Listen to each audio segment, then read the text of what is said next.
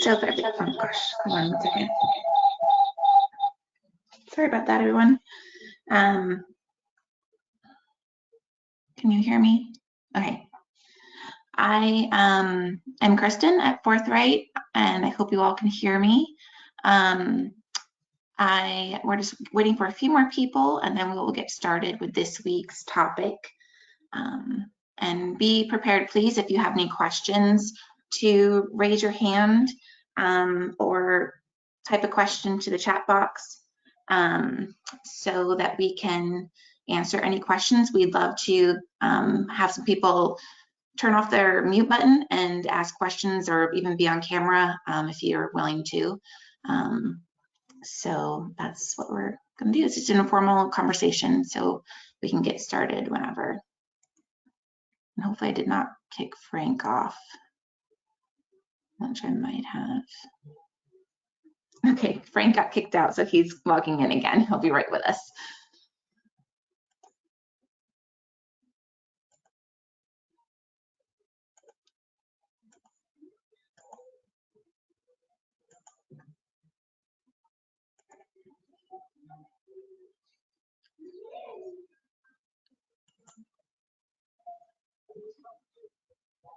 Okay, great.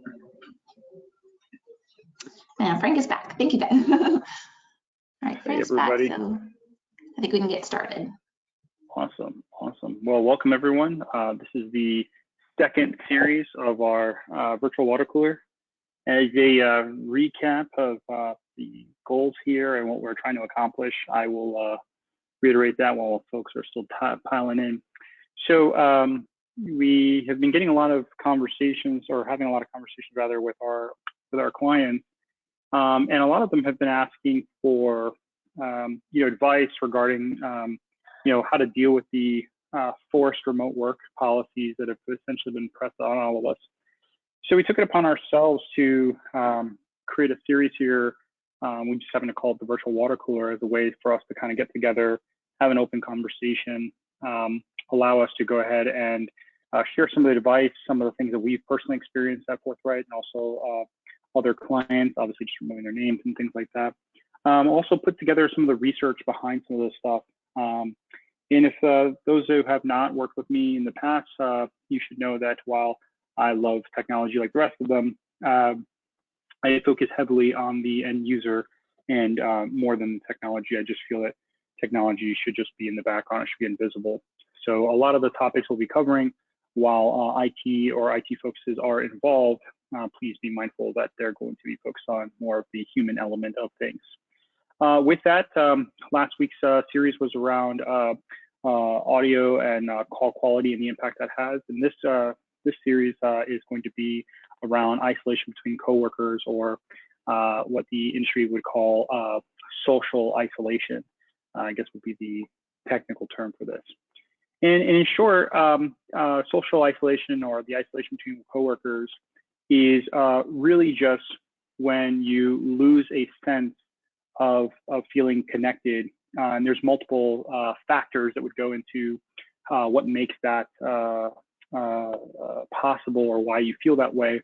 And then there are factors as to, for those that are managers on the call today, there are several factors that I think you want to take into consideration, or things that you may personally be feeling, and this will help you contextualize why that is, and what you can essentially go do about it. So with that, I want to just throw out a couple things about how we work, if Chris didn't already cover them. This is designed to be open, so feel free to chat, ask a question at any time. There are no slides at any kind of capacity here. We did that on purpose. If you are chatting throughout the time, Chris will stop me throughout this period to make sure that I don't miss anyone.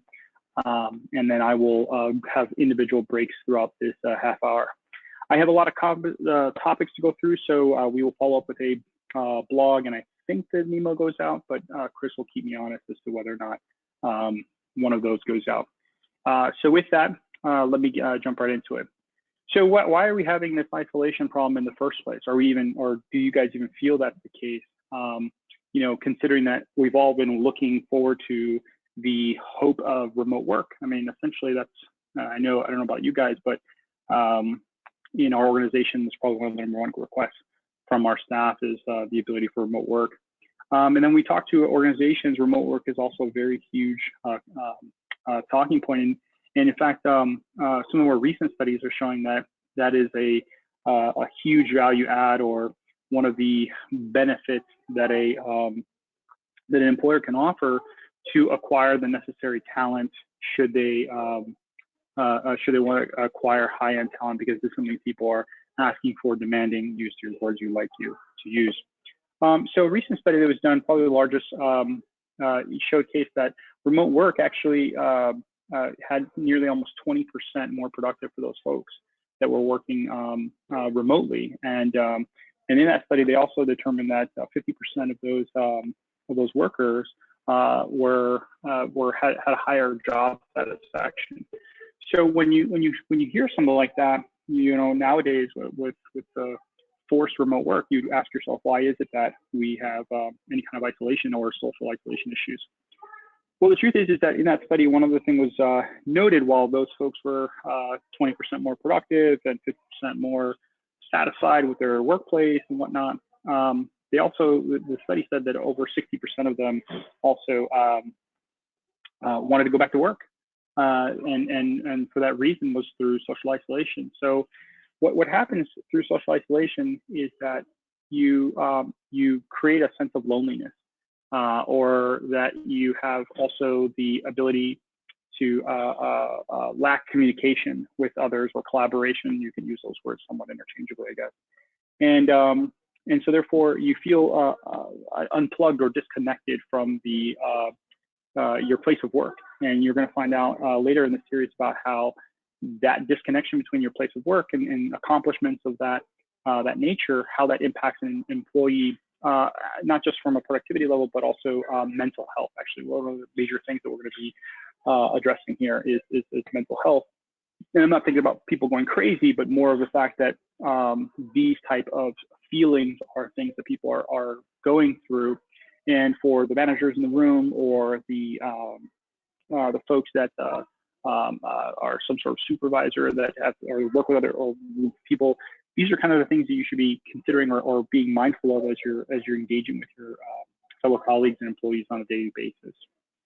So the first thing I want to just let you guys know is that while this sounds absolutely terrible, I should let you know that every one of the studies will show you that social isolation is completely preventable. And probably the largest study of that is by a group called Gallup, and they make that very, very clear that it just takes some effort, and social isolation can totally be a thing of the past or eradicated within your workplace. It just requires effort. And so this is not a problem that was generated by just the act of remote work. However, it was definitely magnified by the recent COVID forced remote work situation. So organizations are experiencing this because most organizations were using proximity and localities for the cues, social cues, and other factors that go into that concept of loneliness. Now, the funny thing is that while those are the reasons why it wasn't a problem in the workplace, if you will, or their normal or traditional workplace where we're all going to the office, the truth is that proximity actually has no bearing on your ability to feel inclusive to or establish meaningful relationships with other people. While they help, the truth is that they don't actually establish long forming relationships or things that feel inclusive. So in fact, what you're running into is that because that proximity element has been removed, and now telecommuting and remote workplace is the norm, folks have not adjusted to the necessary elements that make up for that proximity element. And while at first that sounds like more meetings, the truth is that it's not about more meetings, it's about meaningful interaction. And there's so many tools in the workplace right now that you can be using. We're having to use GoTo, but Teams is what we use personally at Forthright. We have a lot of customers that are using Zoom or WebEx. There's a ton of stuff, Slack, you name it. There's more ways than you can possibly imagine to communicate to a colleague of yours. But the whole point here is that conversation needs to be meaningful and impactful for those folks. Otherwise, you will you'll create that distancing.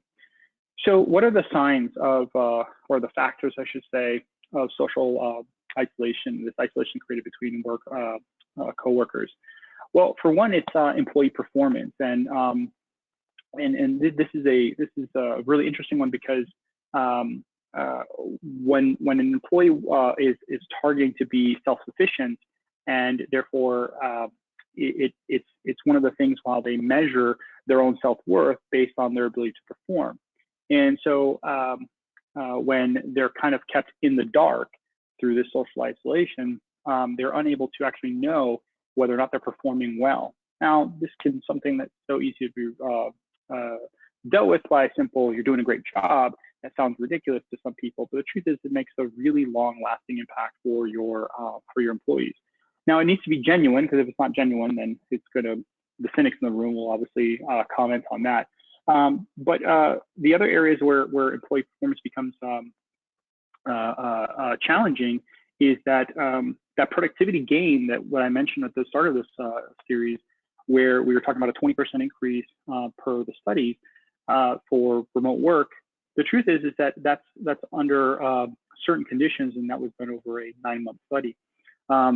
The long-term effect, though, of creating this loneliness or isolation has the complete negative effect of that. And instead of it being 20% reduction to get you back to normal from that gain, you actually have a 40%, and therefore you're regressing, if you will. And so those good jobs and you're doing, you're very capable, those type of things are helpful, but establishing performance feedback loops between your staff or just other colleagues themselves, because just because you're not a manager of any kind doesn't mean that there isn't a role for you to play in the connection between your fellow coworker.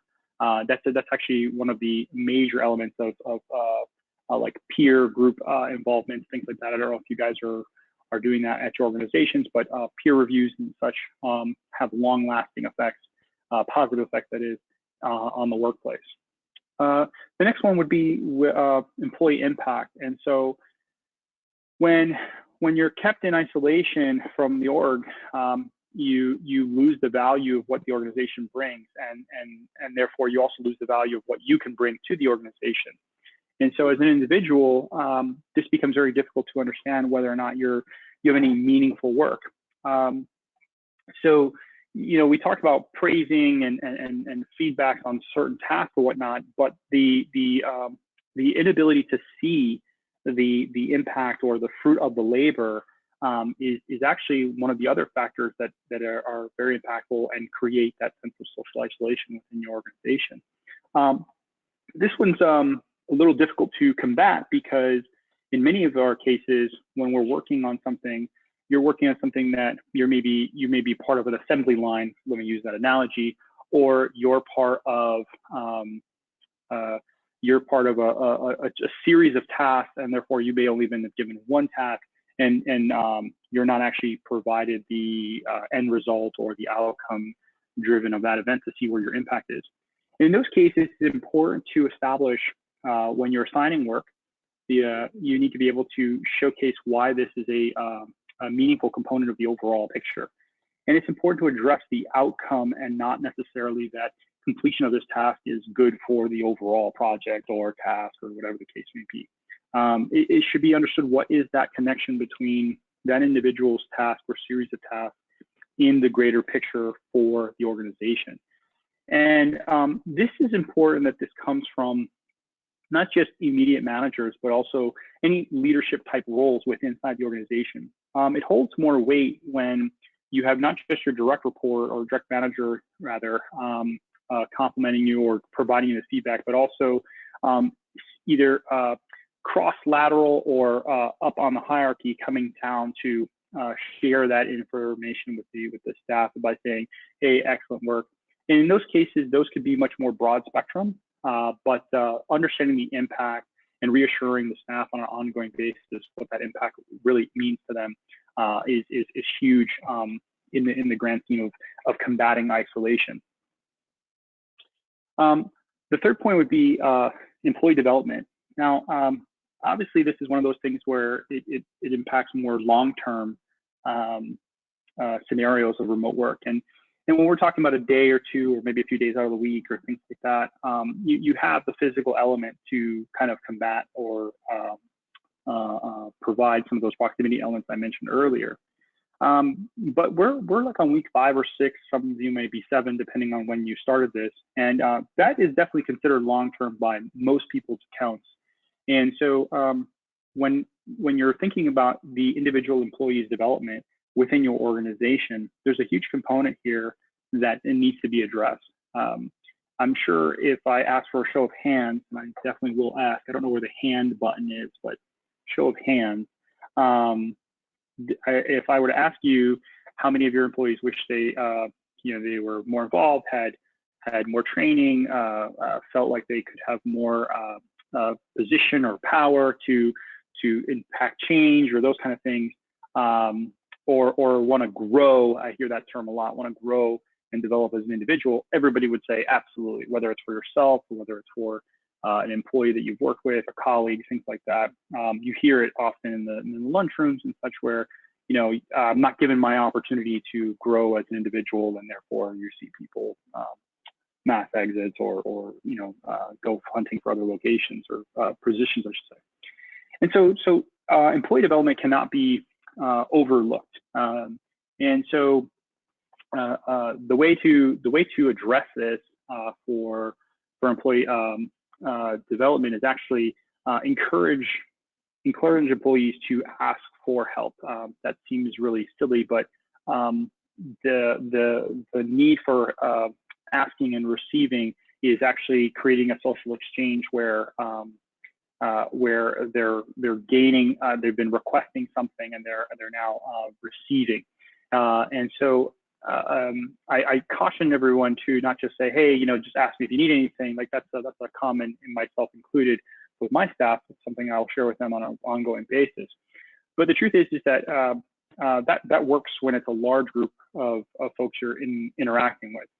On a one-on-one setting, try to become more personal with that request. Mention the specific task that you're working with, or a particular project, or I was just working with so-and-so and they said this and I wanted to see if I can find a hand with that. Create some sort of context and not just make it a blanket statement, because that will go a longer way. And you still need that broad statement to encourage employees to go ahead and ask for that help. So I don't tell you not to do that. I'm just saying that when you're take advantage of those one-on-one sessions, so you can go ahead and do some pretty amazing things. The last factor in isolation, or causes isolation, I should say, is access to resources. Far too often, mind my dog, sorry guys. The access to resources are something that we take for granted, especially in IT, because we tend to have the powers to get access to these things.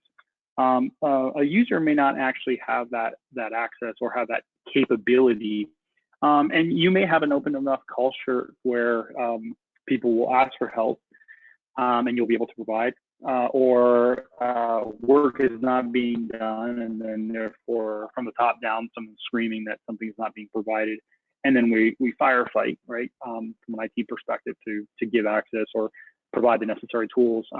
I think a perfect example that many of us went through recently was the need to work from home. That was a directive given, and while some of us had a plan for a smaller group, maybe we didn't have it for the entire company. And thus, this is an example of employees requiring access to things, and therefore employee resources, and the kind of care that you provide or attention to detail that you provide in getting them those resources go a long way into ensuring that the employee does not feel like they're an outsider to their own organization. This is the cynics in us will say, well, if they have the inability to work, then they won't work. Why would that matter? Genuinely, people want to do good. That is a thing that they want to do, especially in their workplace. It's representative of themselves and of the self-worth People take pride in the work they do, and so therefore inability to do something definitely creates a certain element of self-worth, and it goes back to that performance element that I mentioned as the first factor. And now you can start seeing how these are feeding into one another. Obviously, the way to combat this is to provide the stuff that they need, right? That seems pretty silly and self-explanatory, but the truth is that create the necessary channels and inform your staff through proper lines of communication. That can be a numerous number of ways, depending on what your organization is like. It can be a blast email, it could be a company intranet, it can be your Yammer pages, some sort of Facebook workplace, whatever you guys are using as a way to broadcast your information to your staff. Create those lines of communication. Do not expect or rest on the fact that an employee or end user can contact the support desk at any time for this information. While they should still be able to do that, please understand that for individuals, people love self-help. They absolutely want to help themselves. It goes back to that self-worth concept. And it basically creates a trust relationship between the organization and the individual saying, hey, I trust you enough where you can go do this on your own. The fact that you had no previous knowledge of this before, and now I've given you or blessed you with this knowledge, you can now move forward. That's a trust relationship there. That's a meaningful social exchange between you as an organization and the individuals that are within it. And that's very, very important. Now, social isolation, while magnified by our current circumstances, is not unique in the workplace. And it's important that as an organization, we create an understanding of how these things are created, because many of us can come to the workplace each and every day and speak to no one, really interact with no one, and ultimately suffer from the same social isolation or loneliness. Is probably the easiest way to interpret that. And so another factor that goes into that isolation is company activity or activities within the company that are happening. Now, not every single person needs to know what every other person is doing, but you need to create certain ways of creating awareness of what is transpiring within the organization. This is extremely important for individuals who are trying to make sure that the company is in a strong position and that they feel still connected to the organization as a whole. Otherwise, they're just receiving a paycheck, and while that sounds in nature to be enough, especially for a financial person, the truth is that we create long-lasting relationships with the people we work with. An example of this is that one study recently from a company called Buffer was asking folks how many of us have a best friend that is also in the workplace. And overwhelming 55% of the people indicated that was the case. So to think that the workplace is nothing more than a place where you get your paycheck, I think that many of us should take a moment and think about the time spent with friends, especially one considered a best friend, and how that has a huge impact on us if that person were to work with us. So those are the factors that go into it, and some of the things that goes into the social isolation within the workplace and how we can combat some of those.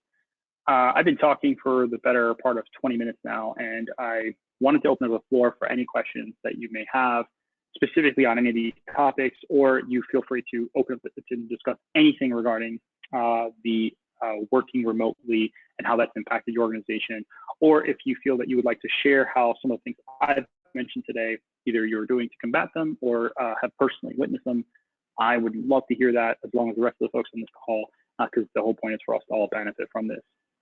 With that, I'm going to open up the floor to anyone to ask any questions. Chris, I don't know how to do this, but I'm going to assume you do. Yeah, I think I've unmuted people, but they might be muted. So if there's like a little hand icon, I think at the top of the screen on the left, right, sorry. If you click that, I can make sure I unmute you. If you can also post something in the chat, and I can go ahead and take it from there. I have a question here indicating around, is there a way to measure these individual factors that I mentioned for social isolation or isolation in the workplace? That's an excellent question. There definitely are ways of measuring these type of things. If you're not doing any polling today with your staff of any kind, that's a good place to start. Probably the most basic of it is on a one-on-one basis. It's just asking, hey, how you doing? You know, set a cadence with your team for that. That's definitely a way to do that. If you want to use technology for that, there are definitely ways to, whether that's a survey or any kind of solicited information, you can have a little pop-up on a corner of the people's workstations that, you know, ask a one-liner and have them, you know, thumbs up, thumbs down, smiley face, whatever face, or unhappy face. Those are definitely ways to start that. Is it the only way that you should be measuring this stuff? No. I think that one of the other things that is important to understand is individuals' performance. How you rate that, that's obviously based on your own business practices. I can't speak for those things. I can speak about how Forthright operates. So we are a time-driven organization. So you know, we're consultants that, you know, share our time with other people, and they are they're able to go ahead and get access to us. So work performed, hours worked, tasks done on time, on budget, or over or under is ways how we can measure folks. And what we end up doing is we take that information and see whether or not that has long-term impact due to the remote work or the number of hours people are working. Those things are what we're using to go ahead and determine productivity and if people are overworking hours or not. What do you think about productivity tracking software? Oh, excellent question. So productivity software is something that we get asked a lot about. There is a lot of those, especially for contact centers. They're very familiar with those. You know, this is a very difficult conversation to have. I'm not sure that's one we're going to be able to solve in 2 minutes, but the factors I'd keep in mind is that if used correctly, the tool can be wonderful or can be used for organizations properly. The concern with productivity measuring software like that, I don't want to name any because there's plenty of them, but the concerns can be is how they're implemented and the reason they're being implemented. If they're being done during a time of distress, well, I would classify that at the time we're in right now, it can be used as a tool to create a negative impact on the organization. If you try to create incentives around it, where all of a sudden now it's an incentivized item, it can have a very similar effect, but even though it's a positive, it actually can create it as well as a negative. A way to implement those in time would be in times of non-distress, and actually the best way to do it is actually doing it through a series of, I can't believe I'm going to say this, but not being as forthcoming that it's being done, collect early information to showcase that the information has been collected and how people are being impacted first for a while or not, and then ultimately come out with it and showcase that and create some sort of a gamification type of thing where it's something that's praised as opposed to something that is considered to be a negative. So excellent question, excellent question. So I'm at the top of my allotted time slot. If you have further questions, I will be more than happy to take them, but I'm being told I have to get off in a half hour, so here I am. There's a blog post that goes down after this, I believe, guys, and the research that I have done regarding these topics are made available to you as well. Again, please come out to the virtual water cooler every Tuesday at 3 p.m. We look forward to having you. I hope you had learned something or found value in this. If not, please leave feedback to let me know how I can improve these. I am constantly modifying them for every single one of these. Yes, I know it's only the second one, but trust me, it's definitely better than the last one. So thank you so much, guys, and I hope you have a wonderful day. Stay safe, everyone. Chris, back to you. Okay, thank you everyone for joining us, and we hope to see you again next week. And if you have any comments, please feel free to email us to give us some feedback on this, how we can improve these going forward. Thank you so much.